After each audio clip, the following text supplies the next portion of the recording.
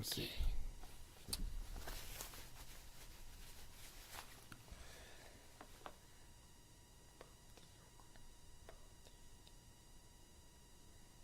Hey, welcome into another episode of Out of Bounds with your host, Todd Fox, and the other host of the show, Carlos. Carlos is here, a.k.a. Rick Davis. He's in the house. We're talking everything football in this show. It's the Week 9 highlight and recap show where hopefully everyone had a nice week. In their predictions, we're going to get to all the highlights of all the football games. Any opening statements before we get going, my man? Just happy that I finally had a pretty good week in predictions, man. Just happy. I know we got all three of us, me, you, and Randy, all knocked it out the park. Yeah, we did. You and Randy actually. Spoiler alert! Should I tell you now or what? Go ahead. All right, you guys went 10-3 out the gate, and I went 9-4. So I gambled on that Saints game. I went with my upset special and took the L in that one. So we'll get to some more of the predictions in the next show, but let's get to some highlights. And week 9 started off with Philadelphia playing in Houston. So like a World Series matchup here. The Astros were taking on the Phillies in the World Series at the time, and the Phillies were taking on the Houston Texans. Not exactly a World Series matchup, but the Eagles got off to a pretty good start in this one, and actually the game was a lot closer than it should have been going late into the game. Jalen Hurts was 21 of 27, 243, 2 touchdowns. Miles Sanders had 17 carries for 93 yards. Dallas Gobert, 8 catches, 100 yards. Davis Mills continues to struggle, 13 for 22, 154 yards, 2 touchdowns, 2 picks for the Houston Texans. Dameon Pierce, though, had another good game. He's an emerging star for the Texans. 27 carries, 139 yards. And Philip Dorsett, former Patriot, had 3 catches for 69 yards. The Texans held them close there. They were 21 to 17 in the fourth quarter.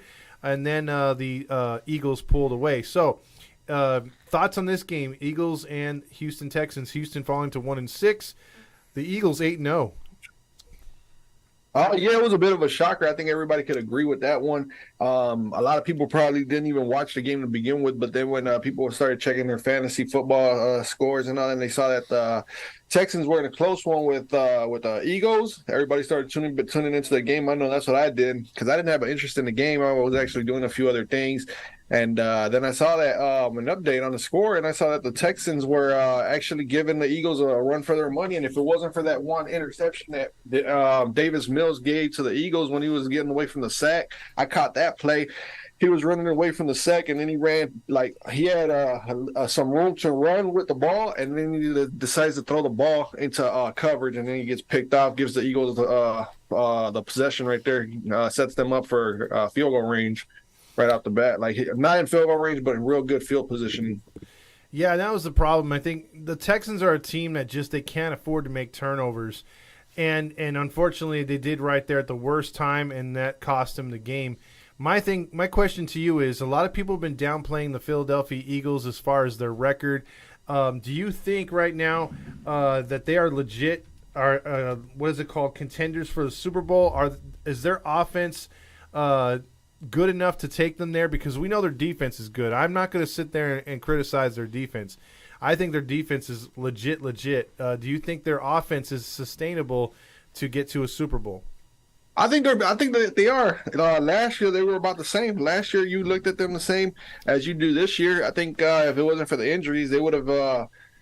They didn't even make the playoffs, huh? Did they last year? No, they did not. Because they were the number 1 seed, and I remember they had the drop off after all the injuries started happening. But I think that this team is good enough to make the playoffs this year.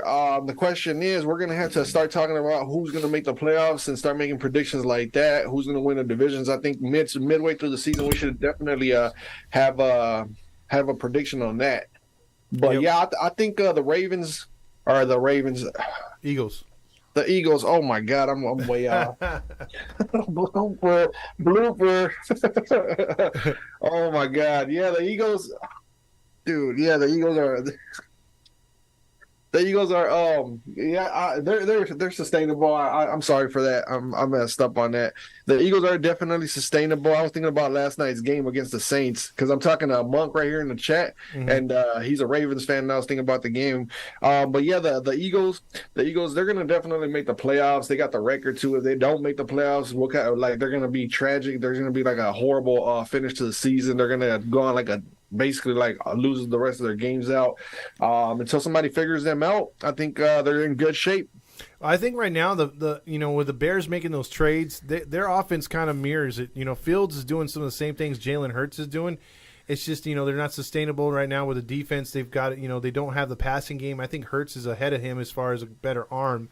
But the Eagles are dangerous. They could do a lot of things. They remind me of the Kansas City Chiefs with Mahomes. Like, they can work the tight ends. They can work the receivers. They can work all these misdirectional plays.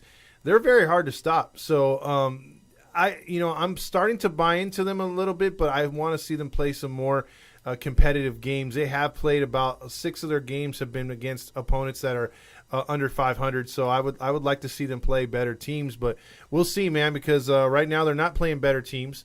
They are the better team. They've got the better offense. They've got the better defense, and they have Papa John's. There you go.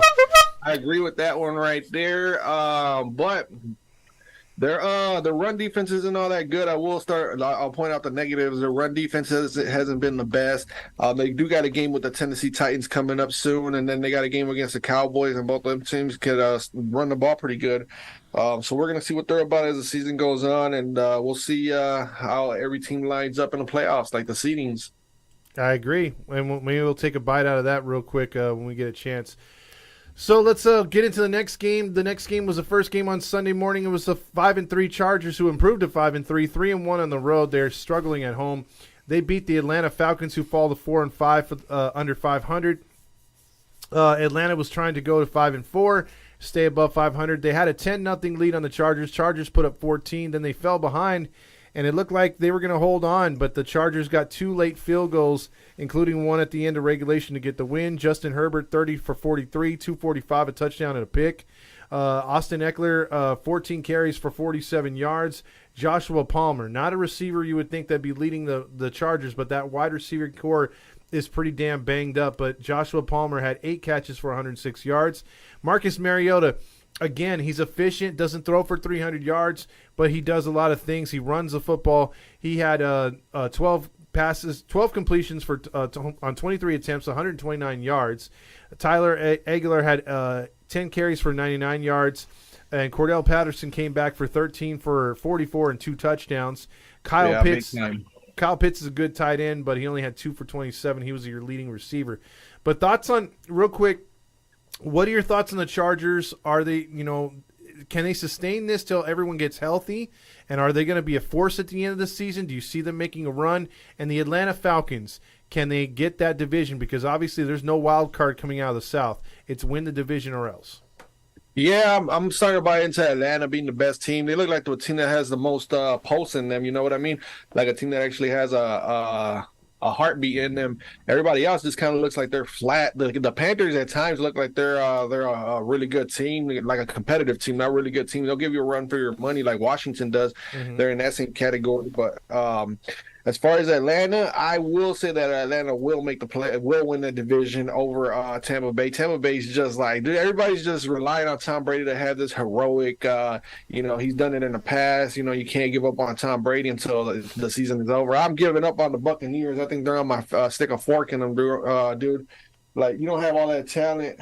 I know I'm probably going to regret that one, but I could definitely. I'm going with the Falcons to win that division. And as far as the game against the Chargers, dude, that's another team right there that has to get the job done. If the Chargers don't make the playoffs, they have to make the playoffs and go. They have to at least go to the second round. Too much time has passed for this dude Justin Herbert and the head coach. This is a marriage that's probably going to end up ending after the season if they don't make a run for the Super Bowl or a deep run in the playoffs or anything like that. Justin Herbert's too talented, and the team is just stacked. They went out and made all these free agent acquisitions, and they got they just got a real good team. There's no reason for them to not to make the playoffs. And if they barely sneak their way into the playoffs, then that coach, he's going to be on the hot seat all of next year. Yeah, they got a good defense. They got a good offense, but something's been off on the offense before the injuries. But now they got a lot of injuries, and they're kind of messing around right now. So they got to get the team going. They're going to really need to win these games out, because I think in that division, the Raiders and Broncos aren't going to make it, obviously, to the postseason. So we thought in a division that maybe all of them would make it. Now it's only going to be one or two. Wouldn't that be crazy if the Chargers, Raiders, and Broncos don't make the playoffs and the Chiefs do make the playoffs? Like, do you think that all three of those coaches, for the Chargers, the Broncos, and the Raiders, all three of them will be gone? I would think so. I would think that they would pull the trigger. An ownership doesn't spend I think it was $4 billion on the Broncos for them to miss the playoffs. And then Josh McDaniels you could see that a mile away that he was a terrible coach. I'm not one of these guys that say, "Oh, it's got to be a black coach." I'm like, whoever is the best for the job, give him the job. The guy who filled in for the Raiders last year, I'm forgetting his name. He did a great job, and they let him go. He should have stayed.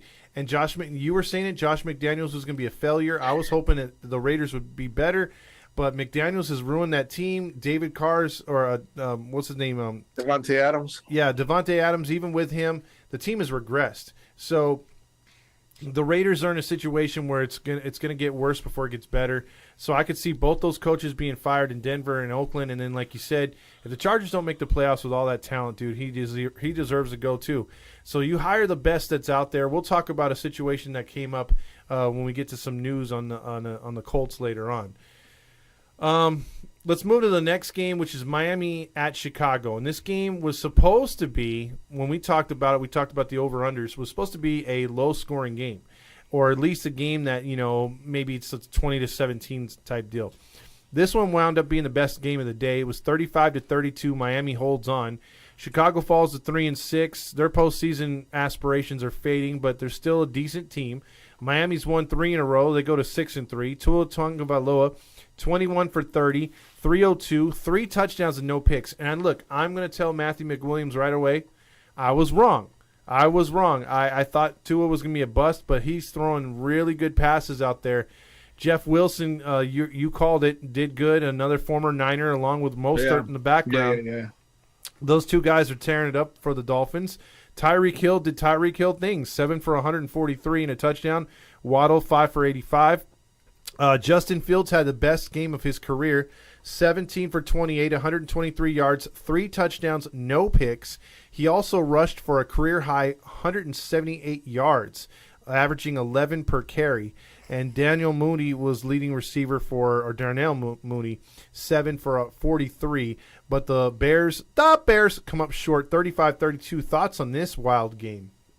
It's tough. It's tough to predict these two teams right here, because the Bears look like they're finally hitting that stride, and it's perfect timing too with what's going on up in Green Bay. So Chicago and Green Bay kind of switching their positions. It's kind of like when what's that one wide receiver, Chase Claypool, when he got traded to the Bears. That was almost a signal of, like, from the football guys, it's time for Green Bay to start struggling and Chicago to play a little bit better than Green Bay. Mm-hmm. And that's the oldest rivalry right there. It's kind of like both teams kind of switch places, because normally the way the Packers are playing right now, that's normally how the Bears are playing, vice versa and all that.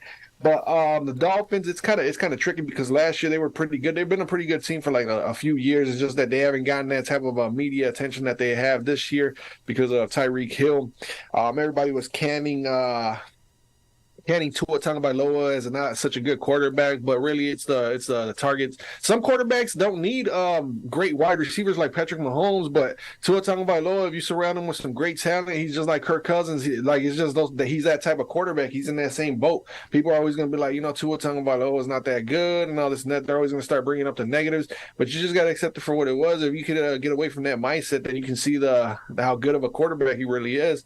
But it's hard to win those fans over. But the only question that I have about the Bears is, as a football fan, I like what I see, I like what I read and all that. But I do got questions on Justin Fields running so much, kind of like how you have a problem with Lamar Jackson. Like all it takes is for you to get banged up that one time, and then like your career could be over. And I know they protect the quarterbacks and all that, but let's say he takes a foul hit that puts him out for a long time. Is he going to come back like Trey Lance? Trey Lance is out for the year, and the quarterbacks are protected the best that they've ever been protected. So I mean, Justin Fields, he's mobile, he's athletic, but as they've always said, save that for it's like don't take those hits and be smart about it.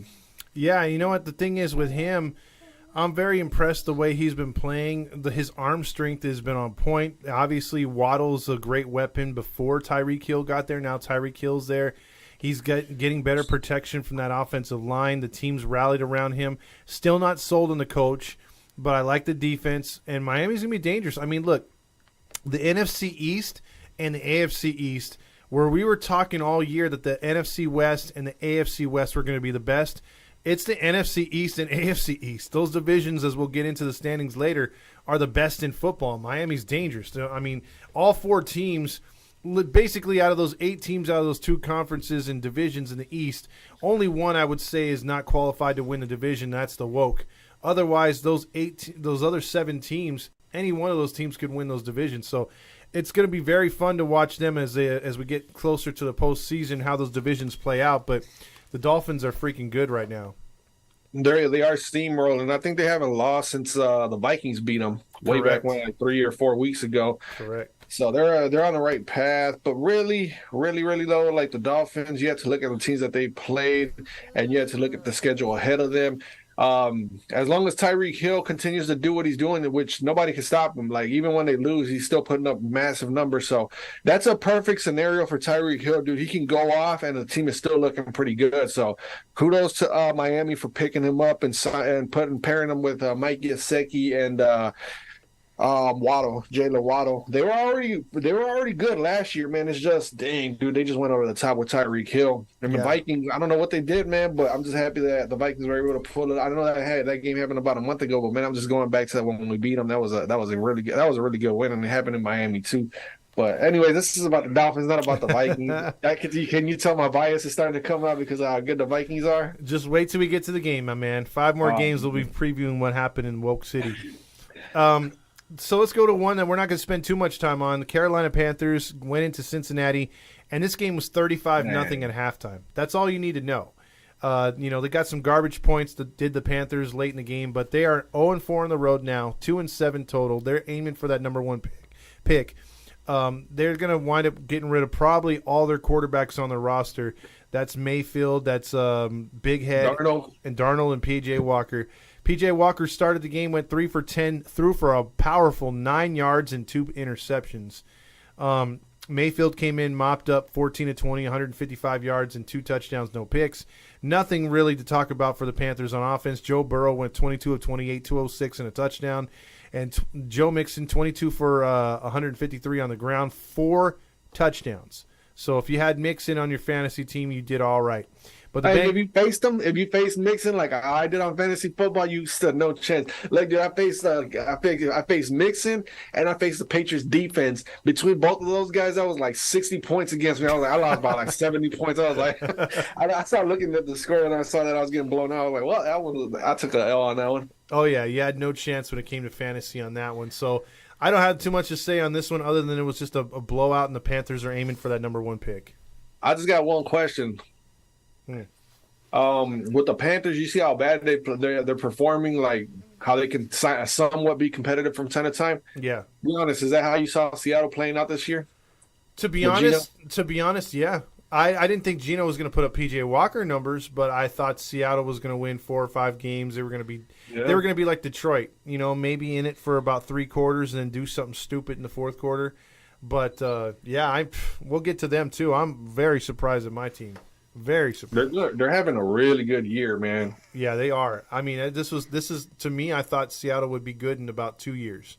We'll get to them when the Seattle and Arizona game comes up. Yeah, because we don't want to take nothing away from the Panther fan base right now. Yeah, we don't, because they need anything they can get. Any of them listening right now. Carolina Panther fans right now, football is far from their mind. They're already thinking about the off season. Well, they were probably watching NASCAR more than because Carolina loves the NASCAR. I think the championship was on Sunday, so they were probably excited about that. They probably don't even watch their own games. They probably go right to the red zone the whole entire day. The whole entire day, they just skip out on the Panther games. I would if I was, well, hold on. No, I wouldn't. I'd still watch them get blown up, but that's just the type of fan that I am. Well, see, the thing is, one more thing on the Panthers, they're a team that's overdue for a new look. They need to restructure that because that team's looked like the same since the 90s. All those teams that started out with those teal colors in basketball, they all changed their colors. It's time for a new look, man. New look, new team, and go from there. I didn't even think about that, but yeah, they've looked the same for like the longest. Yeah, they never had changed the up. all black jerseys a few years ago, but they hardly use them. And see, that's the thing. Real quick, I hate the fact that they've said, okay, it's all right to have a second helmet, which will bring back a lot of the old school stuff, and then you're able to have like the black helmet, like you said with the Panthers. Man, that was the only thing holding back supposedly the Seahawks from bringing back their retros was they couldn't use the silver helmets. But now that they have, there's no game time, no game that they're saying, hey, we're going to go back to those because the Patriots are able to go back to retros, Buccaneers, teams like that, but we're not able to. And as a Seahawks fan, it drives me nuts, man, because I've waited a long time to see them in their old school jerseys. And you know what? The NFL should make it a rule where when you're on prime time, when you're like Monday, Thursday, or Sunday night football, or even Saturday, because once college football season is over and we're getting closer to the playoffs, they're going to start flexing those Saturday games. Mm-hmm. They should force teams to wear retro, their like oldest jerseys, because the Packers and the Steelers have done it in the past. They should make them wear like some retro jerseys for prime time games. That would be really, really cool. Bring that back. I know they do that for the Thanksgiving. They had the Cowboys wear those cool ones, and then the Lions wear like the no helmet or no logo on their helmet. That's pretty dope. Yeah, that's that. I like that. I like that a lot. Yeah. All right, so let's move. Speaking of the Lions, let's move to the Packers. Your favorite The Packers. Packers fall to 3-6, dude. A 5-game losing streak for your Green Bay Packers. Detroit is now 2-6 as they get a second win. Both wins at home. They win an ugly game, an absolutely ugly game, 15-9 over the Packers. 3 interceptions by your boy Aaron Rodgers, 2 of which all in the red zone, all in the end zone too. Oh, that's right, all 3 in the red zone. He threw 23 of 43, 291, a touchdown, and 3 picks. The run game was non-existent. It was Aaron Rodgers, and that's it. 4 for 40, 4 for 87 to Lazard. Jared Goff, 14 of 26, 137 yards, 2 touchdowns and a pick. Jamal Williams, 24 carries, 81 yards. The Lions, 15-9. Wow. What are your thoughts on this? I picked the Packers, and I got another loss on this one.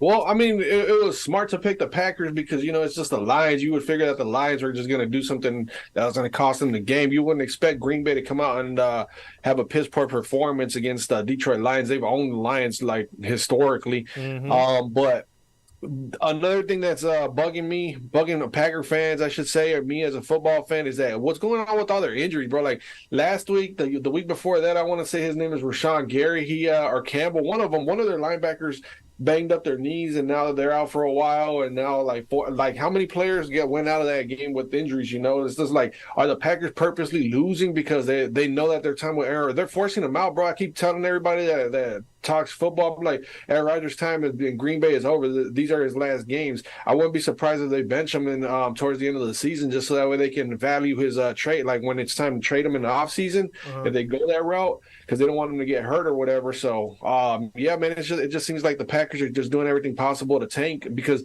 there's no way that a team like Green Bay with a quarterback like Rodgers and those 2 running backs should only have 9 points against the Lions, the 32nd ranked scoring defense. That team just gives up points at a historic rate, bro. Like, it's just ridiculous. But, it is what it is. I'm happy in the end because Green Bay's in my division. And, now Minnesota's got like a 4.5 game lead on Green Bay. So it looks like Minnesota could run away with that division. If we just have like 2 or 3 more wins, we could possibly lock that division up, which is crazy to say right at the midpoint of the season. It is. I mean, when you got teams like the Bears, Lions, and the Packers in it. That's a team right there, though. The Bears, they could turn that corner, and if they get it right, man, if they can figure it out and have something going, like even if they go 500 or whatever, they're going to be a good team in the years to come. Yeah, but it's too little, too late for this year. I don't think they could sneak in. I mean, they'd have to go on a really good run something that the Bears aren't used to doing. So we'll see. But like I said, this year has been different, though, man. This year has been a lot different. Look, the Jets and the Giants are in contention to make the playoffs, possibly even win the division. The Jets are. I don't know about the Giants, but the Jets are in contention, especially with Josh Allen having that injury. But we'll get to that. I just want to get all over the place, man. We just got to have one of these weeks where we can just talk football and just talk about all the games all at once. Well, we'll get to some storylines. There's a couple coming up here real quick, but let's get into the Raiders. Another big disappointment in the NFL this year. The Raiders are now 2-6. We touched on Josh McDaniels. They're 0-5 on the road. That is their Achilles heel. They play much better in Vegas. They don't play anywhere good on the road. They made Trevor Lawrence look good as the Jaguars improved to 3-6 as they end their losing streak. They had a 5-game losing streak as well. Derek Carr went 21 of 36, 2 touchdowns, no picks. Josh Jacobs, 17 for 67. You could say goodbye to him. Devontae Adams, 10 for 146 through the air. Eatonay, or whatever you say, Eatonay, whatever, 28 for 109 yards and 2 touchdowns. He was the difference. And then Trevor Lawrence, who, he's had a few real sucky games this year, but he's had more good ones than bad ones. He seems to be improving a bit. Went 25 of 31, 235, a touchdown, no picks. Christian Kirk, again, was their best receiver. And they come from behind. They score 17 in the second half. Josh McDaniels' genius offense scores nothing in the second half. Thoughts on the Raiders losing again? I'm shocked, but then again, I'm really not surprised. I saw that the Raiders. I'm also shocked that the Jaguars were on a 5-game losing streak. I can't believe it's already been 5 weeks, about to be 6 weeks since they beat the Chargers. Like it's really been that long. Like the season is flying by, man. That's ridiculous how fast it's flying by. But yeah, the Jaguars were due for a win long ago, man. They finally got one, and it happened at the expense of the Raiders. And for them to go up 17-0 and lose that game, point to the coach, dude. Josh McDaniels, that dude is a straight bomb. That dude, I don't think he knows what he's doing, bro. Like how do you have a team like that look so poor, bro? Like the Lions look like a better team than the Raiders do at this point in time. Like I'm pretty sure the Lions and the Raiders lined up right now, the Lions would probably beat them. Yeah, right now, they might give up a lot of yards to Devontae Adams, but the Raiders just seem to be making these mistakes. Even last year with them making the postseason, they let about 3 or 4 games slip away that they could have won. And, if the Chargers didn't give them that one at the end of the year, they wouldn't have made the playoffs. But this year, it just seems that they make the mistakes to just not be in games. And, again, it goes back to what you were saying before the season. What I've noticed over the last few years, Josh McDaniels is not the right coach for this team. They could have had so many other coordinators who get their first job, take a shot at the Raiders, or get someone that's a proven winner. It just did not make any sense. Or how about keep the guy that was actually getting the job done, Rich Bisaccia? How about keeping him around? He wouldn't have asked for that much money. And Josh McDaniels, man, that dude, he's probably eating up a chunk of their money right now. Like, what are they doing over there? Like, Rich Bisaccia was – the point of playing the sport is to win the game. Like, it wasn't Tony Dungy. It was what's his name? The coach. What's his name? The guy for the Jets. Yeah, I know the ball together. You play to win the game. Yeah, that's the point of this game right here. That's the point of any sport, anything competitive. You play to win the game, and Rich Bisaccia was doing exactly that. He got the team into the playoffs. He got them in there. And yeah, they lost to the Bengals, but the Bengals were in the Super Bowl, and they were like a player or two away from winning the Super Bowl. So how did they decide we're gonna get away from what works, and we're gonna go with this guy that's a proven loser? Like, how does that explain that one right there? You know what explains it? Just look at Mark Davis's haircut. He decides to cut his hair like that all the time. So that should tell you where his mindset is. Mark Davis is another guy who's just like Jerry Jones, who they can't stop meddling with a team and just let their personnel run the goddamn team. I guarantee you he thought Patriots and he thought winner, and you just can't do that. You brought it out last week. All the Patriot coaches you brought up have had no success outside of Belichick. They're coordinators for a reason. And some coaching trees work, like Andy Reid's coaching tree worked. Mike Holmgren's worked back in the day. Pete Carroll's has kind of worked. You have had coaches that just branch out, spin out all these great coordinators and stuff.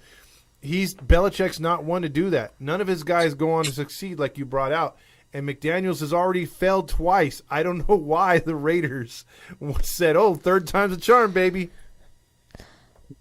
Yeah, I agree with you on that one. Like, I forgot about that dude McDaniels. That dude was horrible. Where was he in Denver, or was he in Kansas City? I believe he was in Denver and he was in Houston.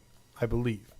That dude is horrible. I got to make a list of the coaches that I know that are going to get fired within the next year, bro. I got Dennis Allen for the Saints. He has to go too, man. I know I'm going off script right now to a different team, but Josh McDaniels, Dennis Allen, Matt Rule, all them guys were just straight bums, and you know that they weren't going to get the job done, man. But yeah, Josh McDaniels is going to have to go after the season. Exactly. You could probably add Todd Bowles there. Todd Bowles got the job, but they'll probably give him another year. But he got the job because of Bruce Arians. Bruce Arians said, "Hey, he's our Tom guy." Brady too. Yeah. Tom Brady too. Mm-hmm.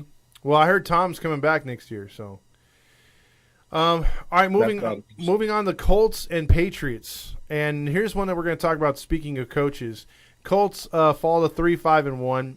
Patriots 5-4. I think he lost the locker room when he decided to bench not Matty Ice for just one game, but for the whole year and putting Sam Ehlinger in there. Who knows? Sam Ehlinger might be a good quarterback someday, but he sure as hell ain't a good quarterback right now. He's 15 for 29, 103 yards and a pick. He was sacked 9 times. Great.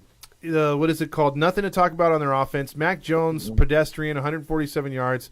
Stevenson, 60 yards. So not much to even talk about offensively. The Patriots dominated this game from start to finish on defense, winning 26-3.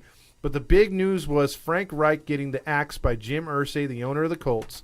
They fired the coach, and they right away put in somebody who has only high school coaching experience, which has got all the retards in sports talk pissed off because they didn't throw it to a minority and they didn't throw it to a coach with experience.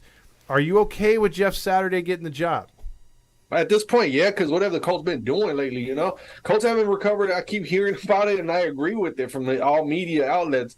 The Colts haven't been the same since Andrew Luck retired, and it's the truth, bro. Like, how can you defend that? They went after Andrew Luck? I don't know. It was Jacoby Brissett that season, and then after Jacoby Brissett, it was Phillip Rivers. Then it was Carson Wentz, and who do they have? Matt Ryan, and now they're on Sam Ehlinger. That's like 5 different quarterbacks in like 3 or 4 years, man. That's terrible right there. So yeah, let him get a shot at it, man. At this point, why not? Get Jeff Saturday his feet wet as a GM or as an owner, as a GM or as a coach. He's a coach. Yeah, he's a coach. Yeah, he took over as coach because that's the thing that a lot of people are upset with.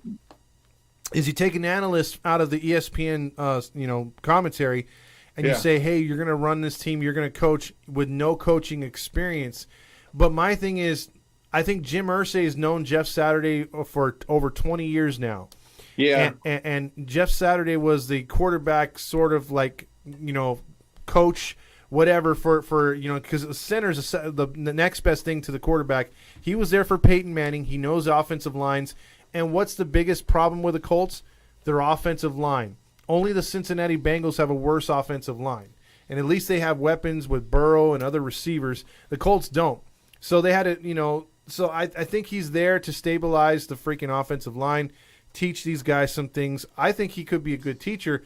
Long-term thing, no. Interim, okay, that's fine. And besides, my only thing, I just have a problem with this. ESPN tries to throw a race card into it, stuff like that all the time. It's like, dude, just if the owner wants to make that move, let him make the goddamn move. It's not a hire for the future. They're not signing him for a 5-year deal. Yes, they're complaining because they got Reggie Wayne as a coach, a wide receivers coach. Why not give it to him? But then you can look at Reggie Wayne and say, what else has he coached? So you got the same kind of issue concept, right there. Huh? It's like the same concept? Yeah, it's the same concept. Neither one have head coach experience, but just let the owner do his thing. You know what I mean? And then when it comes to the offseason, yeah, he has the Rooney rule. He has to hire or give it to a minority, or at least interview a few minorities before he gets to a regular the coach. Rooney rule? Yeah, they still have that stupid rule. In a league, by the way, that's 70% supposedly minority. It's like, I don't understand why we still have these kind of rules. It's like, just hire whoever. If you have Lamar Jackson and Ehlinger, obviously you're going to go with Lamar Jackson. You're not going to be racist and say, I want Ehlinger as my quarterback. Like if you got a good coach there, like a freaking Tony Dungy, if he's coaching, or or what is it, Josh McDaniels, you're not going to say, oh, I want Josh McDaniels. You're going to be like, oh, I want Tony Dungy. Best man for the job, no matter what it is. That's how it should be. Let's just dump this race crap. I'm tired of hearing about it. Yeah. It can ruin the sport, that's for sure. Exactly. Any thoughts on this one? I know I went off top. I went all in on that, but it bothered me because I was just like, dude, like if they want to hire him for an interim, I don't see the problem, bro. No, what I am gonna say is the Colts did the right thing, the best thing for the whole entire franchise moving forward. That guy Frank Wright, that's his name, right? The Yep, coach Frank that was Reich. the Yep. Colts. I really didn't pay attention to the Colts because that was one of those teams where I was like, that team is irrelevant to me. But just hearing about the moves that he made, all the first round picks for guys like Carson Wentz, Matt Ryan, if they traded for him, and then bringing in Phillip Rivers out of retirement because I think Phillip Rivers retired and then he came back for the Colts. And all those moves were just bad. They were just bad for business. Mm-hmm. So yeah, they're moving forward. Yeah, like you said, I agree with you about whole Jeff Saturday being a temporary coach, and then they're going to see how he does, and if he does really good, then they might give him a shot.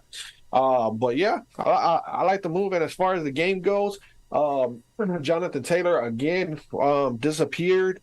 Fantasy football players out there He's on a milk carton right now.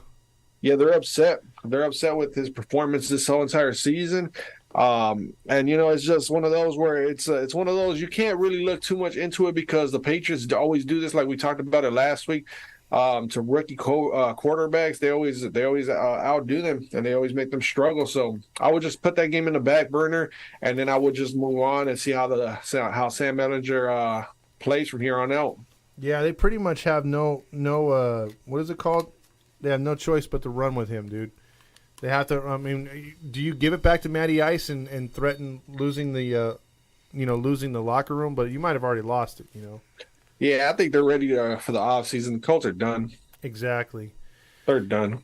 Let's move on to the Bills and the Jets. This was a marquee game of the week. The Bills came in at 6-1. The Jets were 5-3.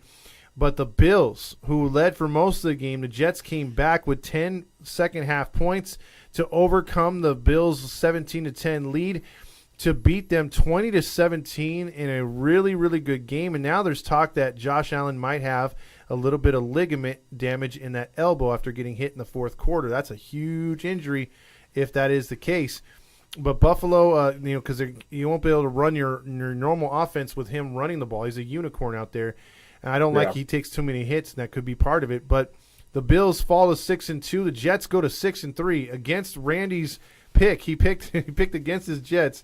Josh Allen, 18 for 34. They picked him off twice. That was the key, and sacked him 5 times. But he did rush. Sauce Gardner. What's that? Sauce Gardner, the rookie cornerback. Oh yeah, dude. That guy is for real, dude. A lot of people were saying, "Oh, he's not a good pick at 4," but now people would pick him at 1 if they could. I was one of those. I thought that he didn't look the part. He was too tall, and I thought that because he was too tall, that with how he runs and all the way the physicality of the sport, his body was going to fall apart because he's really tall, he's really big, and I don't know if he's long term if he's going to be the solution. But so far so good. He's proven me completely wrong. Well, I agree. I thought a guy like that usually drops to the second round. The Seahawks usually draft those tall corners that usually will play good for a while, but then get beat over the top by a smaller, faster receiver. But no, he's playing like a shutdown corner. He's playing awesome. Diggs had 5 catches for 93 yards. Zach Wilson, the MILF killer, 18 for 25, 154 yards and a touchdown. Michael Carter, his best game in a long time, 12 carries, 76 yards and a touchdown. James Robinson, 13 for 48. He did have a big screen pass touchdown late in the game. Or I think, it was a screen pass. Also, Garrett Wilson, 8 for 92 in the air. Jets get a 20-17 victory. Thoughts on this game? Really good win for the Jets. Really good win for the Jets. The Bills were, I think they were favored to win again by like 10 to 12 points.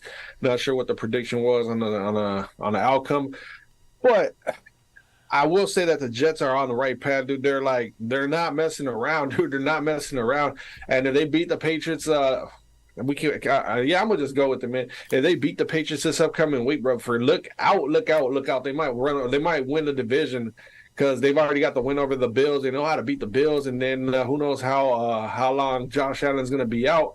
and Case Keenum is no Josh Allen. So we're going to see how that division plays out. It's very interesting. And then the Dolphins, too, dude. The AFC East, and then the Patriots. How could you forget about the Patriots, too? Like, that whole entire division is kind of like a coin flip now. If Josh Allen goes down for like 3 or 4 games, it's going to be crazy. That division is going to be wide open. Now it's officially wide open. But as far as this game goes right here, I think that the Jets were up for it, and the Bills didn't overlook them. They did not overlook them. You can tell because the way they started out, Stephon Diggs didn't finish the game on a good note. Like, he started off pretty good, and then I want to say Sauce Gardner was clamping him up, and that's massive right there. Stephon Diggs is one of the very best route runners in the NFL, and I hate saying it because he's a former Viking, and he forced his way out of Minnesota. So I kind of like how you feel about all former Seahawks that leave Seattle and then they go out in a bad way. Kind of Stephon Diggs kind of did that, and I know exactly what you mean when you say stuff like that. But yeah, man, it's just crazy. The Jets out of nowhere, bro. Like, we all circled them as the basement bottom feeders in that division, and they have been for like the last 10 or maybe 15 years since Mark Sanchez was in the building. But yeah, man, not much else to say about that game other than let's see what happens with Josh Allen. And Robert Saleh, I'll give him credit right now. The defense is working. I think we knew he was going to get that going first, and he did. They played a lot better last year, than the year before with Saleh at the helm at the defense. You just figured if they could get their offense going. I think a lot of people got down when they lost their running back, but Robinson was a good pickup. If Carter and Robinson can combine to get you over 100 yards like they did against a good Buffalo team, you can grind out victories with that defense. So I like the Jets moving forward. They're going to be tough, man.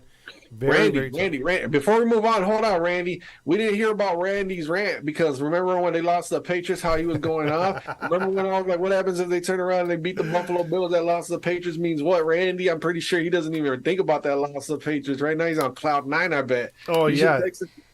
You should ask him how he feels. You should ask him how he feels and tell him to send us a soundbite so we can play it for everybody. Yeah, well, I know dude. I gotta find out how he feels about that because I know I was getting pure, what is it called?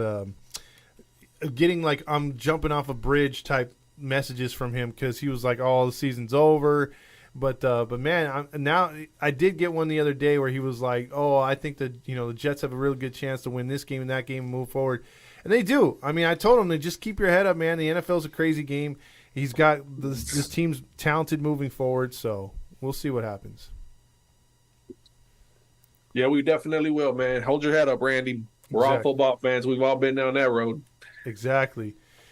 So that game finished 20-17 in favor of the Jets. That moves us on to your game, which also finished at 20-17. The Minnesota Vikings are now 7-1.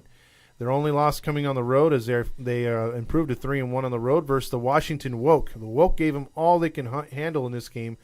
They fall to 4-5, the first team to go under 500 in the NFC East. Kirk Cousins, 22 for 40, 265, 2 touchdowns, 1 pick.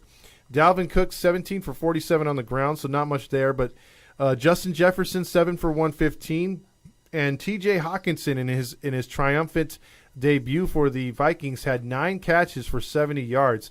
Boy, do you think Detroit was smart for that trade? They weren't using them. But go ahead. No, you're going to rant on this one. I know you are.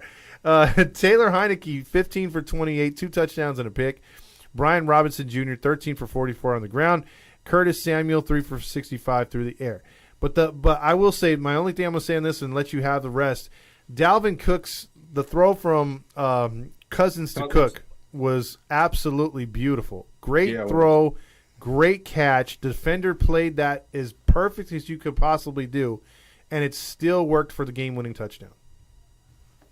Yeah, well, I'm gonna give everybody, whoever's out there listening, a second and get the kids out the room because I'm just gonna let it loose, man. I'm gonna let it loose, and I'm probably gonna drop a couple F-bombs, and I'm gonna try to hold myself back, but you can't hold emotion back, especially when the team is playing at an all-time high, man. I've never seen the Vikings play this good, man. You just don't know what you're gonna get out of this team. You gotta really like the confidence is starting to build in this team, and when you look at the thing that I really, really liked about this game, this was my favorite game of the whole entire season, believe it or not.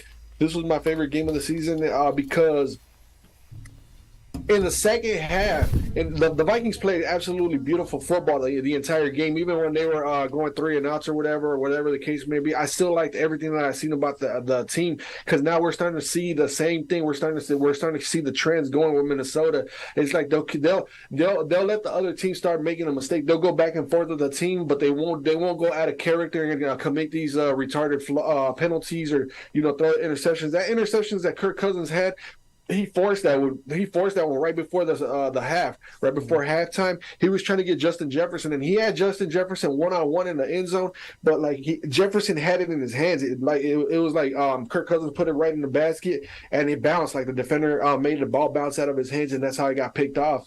That cornerback, St. Justice, I want to say his name is, for Washington. That guy was balling, and he was clamping down on Justin Jefferson. You got to give him credit, dude. That dude, St. Justice, that dude is really good. I like what I seen in him. I was giving him credit. Like when I was watching the game, I was just sitting there thinking to myself, I was like, man, that guy is really, really good. And he was playing with a lot of confidence, and that takes a lot to play against a guy like, he looked like Darius Slay at times in the week 2 matchup when we played against the Eagles and lost them.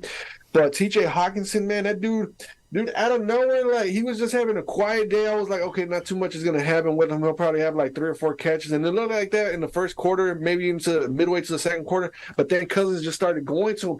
TJ Hawkinson, and he would catch everything. And that's exactly what he did. He had like 9 catches for like 80-something yards. The only thing he didn't have was a touchdown. And then that, like you just said, that pass from Kirk Cousins to Dalvin Cook, I don't know what's better, the pass or the catch. I would say the catch, because what that's going to do is that's going to enable Kirk Cousins to know that he can throw it to Dalvin Cook more often, because that linebacker, there's not much that linebacker could have done. It was a thing of beauty. That was a highlight right there for a career right there. The defense played pretty good. Taylor Heineke, I gotta give him respect. But when Washington went up to that touchdown, did you see that touchdown by Curtis Samuel with the referee? Yeah. That was straight, man. I was like, man, something's going on. Like, I kept thinking to myself, I was like, the football guys are testing us right now. We're gonna lose this game. But then, like, when I started thinking about that, and then the defense, like, they would show like the defense on the sidelines, I was like, man, something looks different about this Vikings defense that I haven't seen in many, many, many years. I've never seen, because they just look confident, man. Like, just looking at them, they just look like they're not worried about it. They're just sitting there talking, and then they're like still formations, like they got that killer instinct. It's something about this team, bro. Like, I'm starting to have a lot of confidence and beliefs in this team, man. And Harris, man, I could just go on and on, man. But Harrison Smith had 3 hits. This was his 3rd straight game with the interception. Caleb Evans, the rookie cornerback, stepped in big. He played lights out, dude. Number 21 for Minnesota. Dude, I just can't get enough of this team. This team is just if they go into Buffalo and beat Buffalo, regardless if it's Josh Allen or Case Keenum, it doesn't matter, bro. We're going into Buffalo. I'm done looking at it like, oh, they beat the Bills, but they had Case Keenum. They didn't beat them with Josh Allen. So what, man? You beat who's in front of you. Imagine if the Bills beat us with Case Keenum, how bad that's gonna make us look. We're supposed to beat the Bills with Case Keenum. That's what we're supposed to do, and we're gonna. Well, hold on. I don't want to give no spoilers on who I'm going to pick when the prediction show comes on. But, yeah, man, I'm feeling really, really, really good about the Vikings, man. I'm feeling really, really good. That was the best game. And they finally, one last thing, I know I'm going long on this one, but they finally, dude, I was kind of thankful that they went down by 10, because I was like, okay, now this is good for them. We're going to finally see if they can fight back that adversity, like everybody always goes, like all the teams always go through bad times in the season. They faced that. They were down by double digits in the fourth quarter, and they ended up winning. I was like, dude, that's the best game. That was the best game for the Minnesota Vikings, top to bottom. The way they came back in the fourth quarter, that was just picture perfect. I loved everything about that game, everything. Yeah, that was a very, very good, impressive win on the road, rainy conditions. That's a game usually, like you said, the Vikings would lose, but you win. They would have folded. They would have folded, man. They would have folded. Mm-hmm. Exactly. Final thoughts on the Vikings, though, on that win. How big a win was that for you? Massive. That's the win of the year for the Vikings. I don't care if it's against Washington and then now they're under 500, but dude, for them to do that, dude, like I don't know, man. I can't get over that. It still hits me really, really hard. Like, that's probably been one of the best wins that I've seen the Vikings get in years, bro. Because like the confidence, just that's it, bro. Like, they just have confidence, 100% confidence, and now they're making me feel like they can win every game, man. That's good, because now that gives me the confidence to say the same thing about my team. That moves on to the Seattle Seahawks taking on the Arizona Cardinals. The Seahawks opened up a lead in this one in the second quarter, but then gave it right back. Geno made a really lazy pass in the second or third quarter, interception, pick six after the defense was doing great, and that seemed to wake up the Seahawks. Usually the Seahawks would make a mistake, cost them, and fall behind, and just it would get worse. Geno came right back, went down the field. They scored a touchdown in response. The defense got a stop, and they scored another touchdown. There's something different about this team. It's like Tyler Lockett said, that there's not there's not a hero on this team. Huh? Yeah, everyone's unselfish. They're playing the team ball instead of greedy ball. Yeah, and I noticed how you have the sunglasses on. Your boy, he didn't put them on. I took them from Cliff Kingsbury. You noticed that he didn't have them on during the game? Yeah, I think that's what happened. He didn't wear them the entire game. Geno Smith, 26 of 34, 275, 2 touchdowns in that one pick. Kenneth Walker is going to be your rookie running back of the year if he stays healthy. 26 carries, 109 yards, 2 more touchdowns. Noah Fant led the team with 5 catches for 96 yards. It's funny because one of the Seattle ESPN guys said that was going to be your key to the game was Noah Fant. And I'm like, nah, he hasn't come through yet in the season. He's had a catch here, a catch there, but he hasn't had a big game. And lo and behold, he was right. He had a big game. Kyler Murray, 25 of 35, 175, 2 touchdowns, no picks. He also rushed for 60, so he had a good game, but nobody else had a good game, receiving-wise or anything else like that. There was something that happened late in the game. DeAndre Hopkins was arguing with Kyler Murray on the sideline. I think you called it. The Cardinals are done, and I think Kingsbury is going to get fired, like you said. Yep. And this team might be broken up. And, again, if J.J. Watt plays, you're not winning any games because he was playing and he was committing a couple penalties. And Seattle wins this game. But as I was watching it, I felt they should have been up 20 points. But they win 31-21 nonetheless. They really rolled that defense and swept the Cardinals for the first time in a long time that I can remember. So, big win for the Hawks, man. 6-3. And now the game that I circled in the beginning of the season in Germany as a superb loss, an embarrassing loss, might be a win. Like, I feel pretty confident going into Germany. Well, I want to hold my emotions back so bad on how I want to go off on the Seahawks and the Buccaneers game, but I'm gonna hold that for when we actually go to talk about the game. But as far as the Seahawks and Cardinals, I'm happy that the Seahawks won. I love seeing Kyler Murray point people in, throw them under the bus because it just shows his true colors. At the beginning of the season, I had that same issue. He's like a diva, bro. Like the Cardinals but they were stuck in a position. Like, what other quarterback were they going to go with? Can't blame them for that. And then if you can't have Cliff Kingsbury, you can't have Kyler Murray. It's just crazy the situation that they're in. And they just paid both of them big money. And now DeAndre Hopkins, you know what type of player he is. He's stuck in the middle of it all, and he might ask for a trade, but are the Cardinals going to do it? Like, they're just in a funk right now. They're in a mess. Like, they had their chance. Their window to win any kind of make any kind of playoff run, Super Bowl championship was last year, and that window's closed. Like, it's shut, it's locked, it's got a master lock on it and everything, bro. And they got bars and everything in the way. Cardinals are done. Stick a fork in them. Kyler Murray is not a true alpha dog. You cannot complain, bro.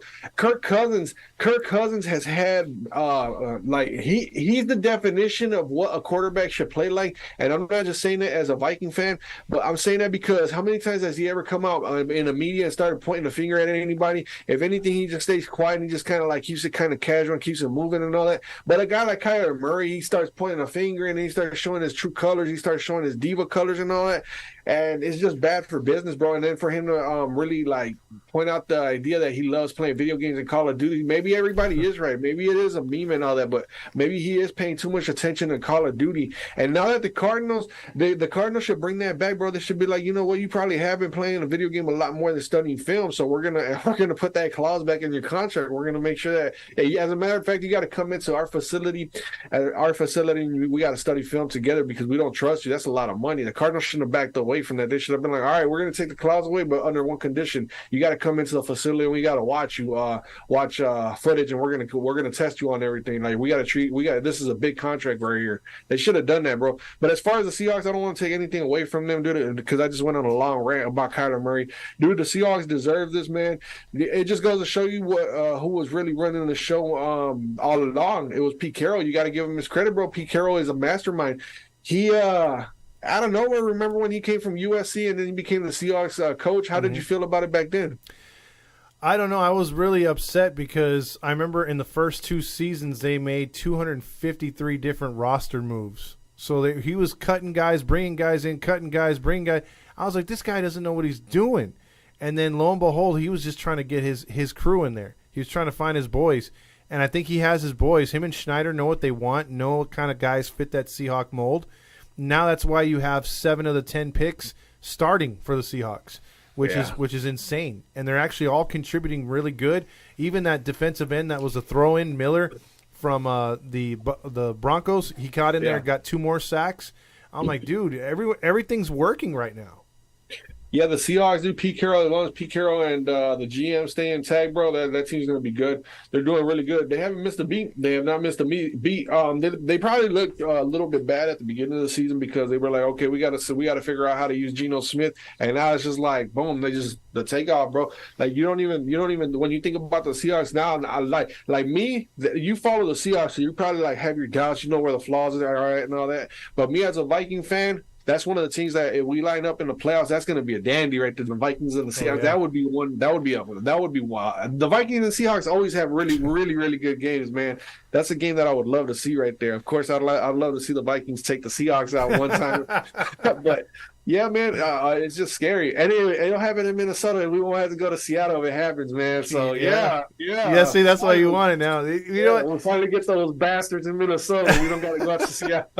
It'll be raining or it'll be snowing. It'll be prime time. I know we always have that favor. Something favors us when we play you guys, but the defense has just been a lot better over the last few weeks. I mean, they were dog shit the first few weeks. They couldn't stop. They couldn't catch a cold, man. They were terrible. But they've seemed to fall into, like, guys know their roles now, and they're making tackles. And I think that's the key thing. And they're not making those dumb penalties on 3rd down and long. And they're playing smarter, dude. So we'll see. I mean, I'm really, really stoked in the way this team's moving. And to top it all off, you guys are still on top of the division. Exactly, by a game and a half, which is crazy. You guys play the Niners again, don't you? Yeah, we get them in 3 weeks. Let's see. Oh, that's going to be prime time. They're going to have to flex that one. That's hope going to be so. for the division. Yeah. So it looks good, and so that'll move us on to a team that could not I was thinking the last game of the season might be coming down to this, but the Rams. The Rams led for almost 90% of this game, but they fall to 3-5. The Genius loses on the road to the Tampa Bay Buccaneers, 4-5 as they improve to only a game under. They tie the Falcons for first place in that South Division. But, dude, all I'm going to say about this, Stafford, 165 yards. He continues to only throw to Cooper Kupp, and that's it. Nobody else is getting open. Kupp was 8 for 127. Brady threw for 58 times, 280 yards. Yeah. They have no run game. Either one of these teams have no run game whatsoever. But what I saw of this game was the last minutes because Seahawks game finished before this. I was impressed and then puzzled at the same time. Brady only had about a minute. I think a solid minute or 50 seconds, and he sliced that defense so easily. And they were already on the 1-yard line with 13 seconds to go. What was your thoughts on that drive? I mean, the Rams looked like they were playing prevent. Yeah, I thought when I seen that first hold on before that final drive happened and the Rams actually stopped the Buccaneers from moving the ball. I was like, dang, the Rams are really going to beat the Buccaneers. I was like, that's crazy, like because it was all set up because of the score and all that and how poor the Rams were playing. I was like, this game is set for the Buccaneers to win, and then the Rams stopped them in a drive before that game-winning drive. I was like, dang, the Rams they look like they're gonna start picking up wins because that was a pretty big win for them. I was already chalking them in for the win. I was like, oh, well, it's time to move on to the next week. The Bucs are completely done, but dude, when that drive happened, I was like, man, they're gonna win. There was no doubt in my mind. You know how. I don't know how you felt when the Patriots played when they came back from that 28-3 Super Bowl record game against the Falcons. when the Patriots, same thing happened. I was like, man, that's Tom Brady. Like if he has the ball, with the last drive and a chance to win, he's gonna get the job done. Like there's just certain quarterbacks, no matter how old they are, you just know it's gonna happen. And as they kept moving the ball down the field, I was like, it's gonna happen right here. If it didn't happen on this play, it'll happen on the next play, and it happened. Like it was just like I think it was a play action to I think the guy's name is Auden or Cotton or something. I want to say Auden or Otto. But yeah, man, kudos to the Buccaneers for getting the job done. Hopefully that turns their season around because NFC South needs a competitive division winner. I just don't want to see Tampa in there again. I want to, like I'm like with you. I mean, I was happy to see the Bucs fall, but they're 4-5. That division's up in the air, and one team's got to get in there and get to the playoffs. But I don't feel right, with Brady in the postseason. But I am happy they beat the Rams. But I'm all against them this week as Seattle will play them in Germany. Yeah. Oh, go ahead. I was just gonna say I'm still going with the Falcons to win that division. Yeah, me too. I'm hoping they do anyway. I hope they don't falter. Now here's a game that, again, if you're against the big boys and you want the underdog, the Tennessee Titans had won 5 in a row. They went on Sunday night to Kansas City, one of the toughest places to play, fell down early, and they were looking like they were going to get blown out. But then the Titans' defense just turned it around. And they came out there and they started whooping on them. They went up 14-9 at halftime. They went up 17-9 in the third quarter. And we went to the fourth quarter still with an 8-point lead despite Malik Willis not throwing for 100 yards or under 20 passes. He threw 5 for 16. He was sacked 3 times. Derrick Henry was 17 for 100. Petconomics savings lesson 33. Somehow, with Petco, you can get Great Dane-size benefits for Chihuahua-size prices. Care for your pet all in one place and get great savings with Vital Care by Petco. Petco, healthier pet, healthier budget. I feel real bad for the Tennessee Titans Kelsey defense. They really hung in there, but in the end, Mahomes stepping in the up. freaking, He's going to scramble 15. He's at the 10. Cuts back inside overtime the 5. session. The Chiefs get the big victory. Travis Kelce 10 for 106. Juju Smith-Schuster 10 for 88. The Chiefs come from behind and still won from the Titans. Mike Vrabel has to have a headache from that was just an overall growth in in the game for Malik Willis. That was more of even though the Titans lost, Malik Willis probably learned a lot from that game, and he knows he's got to go through them lumps, but he's showing signs. He had that team going on a 5-game win streak if memory serves correct. Yeah, but between him and Tannehill. Yeah, but Malik Willis is going to be the long-term answer. It's obvious now. They had a healthy scratch, I want to say, on Ryan Tannehill for the game. Mm-hmm. So Malik Willis moving forward. I mean, yeah, the Chiefs were favored to win by like 12 or 14 points in that game. So I mean, it was easy to pick the Chiefs, and then Malik Willis being a rookie going on in prime time into Kansas City, it was going to take like a heroic effort. Had he done that though, man, had he got into Kansas City and won, which they almost did. I think they even had the ball to start the overtime. Yep. To start overtime with. Had they won that game in overtime in Kansas City on Sunday, it would have been a huge confidence boost. But it's kind of good that it didn't happen, so that way they didn't get full of themselves. They need to get humbled. That's what you call it. But Malik Willis is going to be the real deal in the NFL. He's fast. All he has to do is work on his mechanics a little bit, and the Titans are going to be in good hands. They're going to be in really good hands. I agree. They're a team that's going to be in the postseason, but what they do in the postseason, again, the Titans have had this just whatever. They get to the postseason and then they get knocked out. So they're another team that just I have to see what happens in the postseason before I believe. I don't care what their record is. But, yeah, you're right. If they would have got that victory, it would have been something else. But let's move from one primetime game to another. And the last one of the day, or last one of Week 9, was the Baltimore Ravens going into New Orleans to play the Aints. The Aints are falling back to the Aints as they fall to 3-6. The Ravens go to 6-3, 4-1 on the road. Lamar Jackson threw for only 133 yards, but he didn't have to do too much. He rushed 11 times for 82 yards. He was unstoppable on the ground. Kenyon Drake had 24 for 93 for the Saints. Terrible. 210, a touchdown and a pick. Alvin Kamara, 9 for 30 on the ground. Chris Olave, 6 for 71. Thomas is out for another injury. Surgery on that foot, so his season appears to be over. I mean, you got Urban inside. He gets his thought hand was up, good deflects at it, one point but for Houston to be able to come back. Thoughts on the Saints? I really thought they would use that Monday night crowd to get a victory, but there was too much running game by the freaking Ravens. It wasn't hard to make the prediction on the Ravens getting the win, bro. John Harbaugh over Dennis Allen all day, every day. That dude. I feel the same way about Dennis Allen, the coach of the Saints, as I do Josh McDaniels and all these other Cliff Kingsbury, and just coaches that don't belong in the NFL. He's ruining what Sean. I almost call him Sean Salisbury.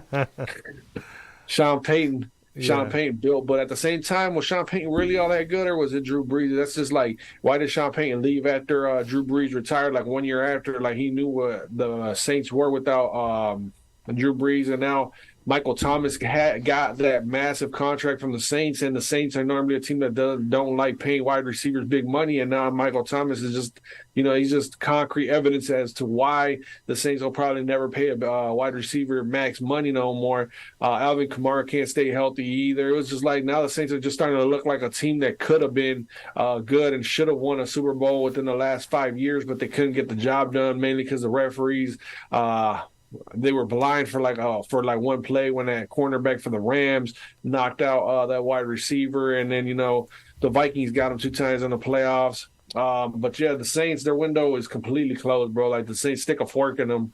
I'm sticking a fork in them. I don't see them doing any. Even if they win the division, I see them as a one and done. But they're not winning the divisions. Atlanta's a much better team at this point in time. They got a better roster, better coaching, better record. Oh, yeah? Papa John's. There you go. I had to say it for the long fun, huh? Yeah. That was the longest you've ever gone without saying that during the show. Blame it on the alcohol, baby. I'll tell you that for sure. You can blame a lot of things on alcohol, but the Saints, the one thing it kind of frustrates me with them is Jameis Winston. I really wanted to see what he could do in a full season with finally his progression, to see if he's gotten rid of all those quirks and he could be an actual good quarterback. And I was really looking forward to that. And unfortunately, these little nagging injuries have kept him out of the roster. And we know what they've got in their quarterback right now. He sucks. It would have been great to see Winston, to see if they could actually take advantage of a poor division. But I guess it'll have to be next year if it is going to be at all. I don't know his contract status with the Saints, but I thought Winston was going to be the fit there in New Orleans moving forward. Yeah, I did too. A lot of people did. Yeah. Well, let's move on to the standings real quick. I'm going to breeze through these real quick. And start with the AFC East. The Buffalo Bills 6-2. The Jets are in second, 6-3. The Dolphins are tied for second, 6-3. And the Patriots are in last and 5-4. Very good division. The AFC North has the Baltimore Ravens at 6-3, the Cincinnati Bengals at 5-4, the Cleveland Browns disappointing 3-5, Pittsburgh Steelers, not used to seeing them, 2-6. They had the bye week. The AFC South has your Titans at 5-3 in first place, the Colts at 3-5, Jaguars at 3-6, the Texans holding up the butthole at 1-6. AFC West has the Kansas City Chiefs at 6-2, the Chargers at 5-3, the Broncos with Russell Wilson 3-5. Raiders 2-6. To the NFC, the Philadelphia Eagles 8-0, Dallas Cowboys 6-2, New York Giants 6-2, the Woke 4-5. Beautiful division right there. The NFC North has your Minnesota Vikings, which I think is the best overall team in the NFC, 7-1. The Packers 3-6, Bears 3-6, Lions 2-6. NFC South has your Buccaneers percentage points up 4-5 over the Atlanta Falcons, who are 4-5. Saints are 3-6. Panthers 2-7. Surprise of the league, NFC West, Seattle Seahawks 6-3, first place. 49ers 4-4. Rams 3-5, and your Cardinals, Cliff Kingsbury's glasses, 3-6. Very surprising, man, especially with Seattle. Exactly. And real quick, on point differential, I'll give you the top and worst. Right now, the best point differential is the Buffalo Bills at plus 102, and the Pittsburgh Steelers at worst minus 77. Yikes. That's pretty bad, man. Mike Tomlin is not doing his job at grooming a quarterback, isn't he? He's not. Stick to defense. Yeah. Is it okay to stick a fork in Pittsburgh too? Oh, they've been done, brother. They've been done.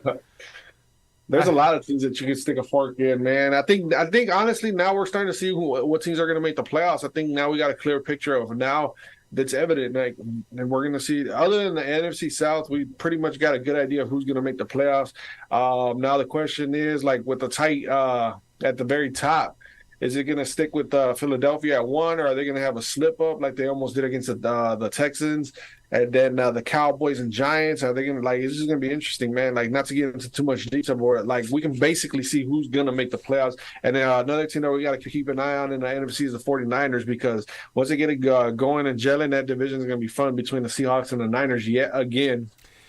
I think what's going to happen in that division, I hate saying it, but I'm going to go on a limb right here, and I'm going to say the Seahawks will wind up losing that division to the Niners, because it just – better talent, man, and I think they're going to rise to the occasion and win a lot of more games down the stretch. I'm not taking anything away from my team. I just think the Niners are just overall, they've got a, they've hamstrung themselves a little bit early in the year, but I think they're still going to win double digits and be very, very dangerous in the postseason.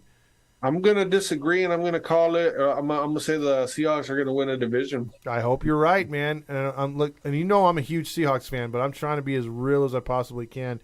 I just have a feeling about them and McCaffrey now. You know what I mean? Like a lot of Niner fans just don't give their enough credit to their quarterback, and he does. And Jimmy G is, he's not good anywhere else. You could put him anywhere else, and I don't think he's that good, but.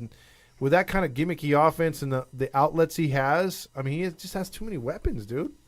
You also got to worry about the Niners staying healthy, because what happens because Kittle and McCaffrey, they're prone to injuries. They're prone to, and Deebo Samuel just missed 1 or 2 games because of an injury.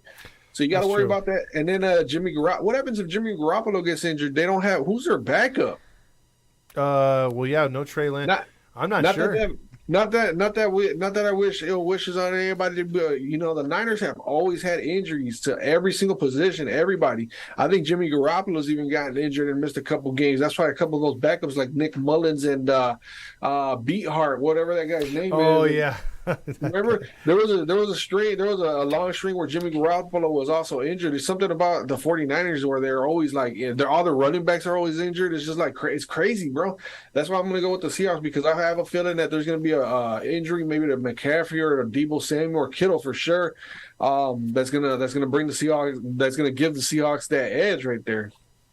I hope you're right. Like I said, man, there's nothing more than I'd like to see than the Seahawks win that division, prove all the haters wrong, prove myself wrong, and other Seahawks fans who thought that this just was going to be a rebuild. But I'm with you, man. Pete's a genius right now, because again, he was the one that was saying this is not a rebuild. This is a restock. I'm like, nah. He's just freaking trying to like justify the fact that they're gonna take some painful losses. But no, he's been right so far. So. We'll see what happens, and we got a lot more games to go. I think what we should do for the prediction show is do a fact or fiction, sort of steal like a Colin Cowherd type thing, where you pick fact. You could say, hey, Los Angeles Chargers winning the AFC West, fact or fiction, and then you give me your take. Oh yeah. They do that on a couple of the shows, like on the ESPN morning show on the radio. Take it or shake it. Oh, okay. And then on another show, I think the Bart and Hahn show during the middle of the day. It's called Blitz or Prevent. If you agree, you blitz. If you agree, you prevent, which you don't want to touch the subject. But if you disagree, you blitz it. Oh, okay. So that would be a common theme right there. We should definitely do something like that. Yeah, it should be maybe a Hulk up means you're gonna come for that butthole, brother. That means you're gonna become aggressive on that comment. I don't know. We'll figure going for it or punting it. That's what we should call it. What? Going for it or punting it, like on 4th and 4th and 8 or something like that. Oh, okay. Or maybe like a 3rd and long, be aggressive, or just hand off to the running back. Yeah. hand off or go for it. There you go. All right. I like it. All right, man. Well, that's the show for today. Any final thoughts on the Week 9? No, I do got a massive thought about it, man. I had a super blooper, like a big time blooper to start the show off. I apologize if you guys watched our stream on YouTube and you click on the live chat. I was messaging. I was going back and forth with the Ravens fan, and while you were talking about the Eagles and the Texans, my mind went to, because I was so stuck on the chat, because Monk is one of my close friends on that I've gotten to know, and I want wanted to make sure that he was heard on the chat and all that. So I was deep in conversation with him, and then I started talking about the Ravens when it was about the Eagles. So I apologize. I really do apologize. That was a super brain fart, but hey, man, it is what it is. All good. All good. All right, man. Well, there it is. Another week, another game. So we'll see what happens this week 10 as we move forward. The NFL. Boy, I'm telling you, man, I can't wait. We can't wait all year for NFL to get here, and then look what happens. We're crashing into week 10 as we speak. 2 weeks away from Thanksgiving, Thanksgiving games. Just like I want to say like a week and a half actually from Thanksgiving. That's insane, bro. And as a matter of fact, 2 weeks from Thursday, it'll be Thanksgiving. But I wanted to talk about the records. I wanted to just give another reminder or a refresh button. I want to hit the refresh button on the records. All right. You're 83-53. I'm 73-63-1. And then what's Randy's record? Randy, hold on. He's 30 games above 500, you said. Yeah. So he was 41-18 last week. And he went 10, so he's 51-21. 51-21, correct. 51-21-1. Got to add that one. Got to get that one. Yep. So we are all looking pretty good. If we have another, if I have another really good week in predictions, along with you guys, we'll be steamrolling. We'll be one of the better prediction shows in all of football. Well, I know if we didn't start that way, it's just difficult, you know what I mean? Like in the beginning of the season, this season was one of the hardest to predict because there were so many teams taking L's, and we weren't expecting the Eagles to be undefeated. We weren't expecting the other teams to be winning. I didn't expect my team to be winning. You didn't expect yours to be on a roll. So it's the luck of the draw in the start. I think the first 4 or 5 weeks of the season are the hardest, man. This year, especially because you have teams like you just said, the New York Giants, the two New York teams, the Jets and the Giants, and then you got the whole entire NFC South. Also, you got to think about that too. The AFC South too. But now we're starting to see the picture a little bit better. And we're going to have better weeks from here on out. I agree. The early prediction, Walter. What's the Thursday night game? Thursday night game. Hold on, let me type that up here because I had it off here. Week 10. The Thursday night game is Atlanta at Carolina. Who do you like out of those two teams, Walt? We're going to call this Walt's pick to end to be the first prediction. Atlanta and what? Atlanta and Carolina. Carolina. You like the blue team, Atlanta and Carolina? Oh, he got right to it. So he's going with Carolina. If he gets that one, he'll be 2-0. We should get him to do all the primetime games. We should definitely do that. Walt's picks. There you go. Picks with Walt. Give him his little, yeah. I got an idea for him. I'll let you know after the show goes off. All right, you got it, man. And also, bye, everybody. There you go.